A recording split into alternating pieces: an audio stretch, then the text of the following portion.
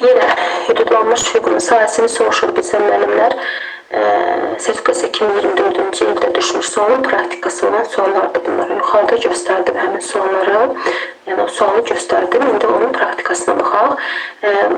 Hüdudlanmış fiqurun sahəsini tapın. Yəni nə edirəm? Bunları bir-birinə bərabər edirəm. Yəni x-in kvadratını bərabər edirəm 4x minus x-in kvadratına.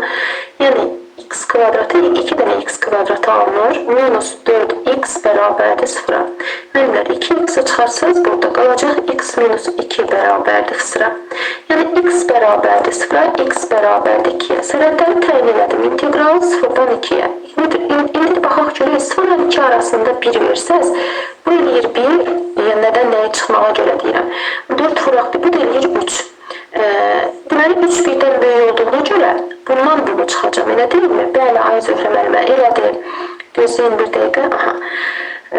Olacaq belə. 3 yuxarıya baxın bir dəqiqə.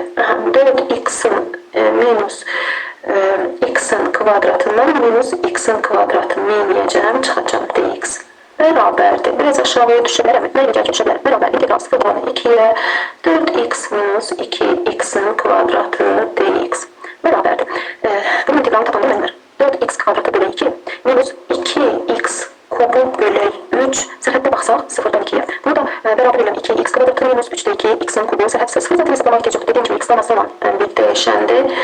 Ona görə 2-ni qoyub hesablasaq 2 vursun 2-nin kvadratı minus 3-də 2 vursun 2-nin kubu bərabərdir. Deməli 8-dən çıxacaq 3-dən 6-nı. O da gələcək 3-də 8. Yəni 20-ci sualda cavab olacaq 3-də 8. C variantı. Keçək 21-ci sual. Yəni bu sualda onun praktikasıdır. Bunun izahını verir.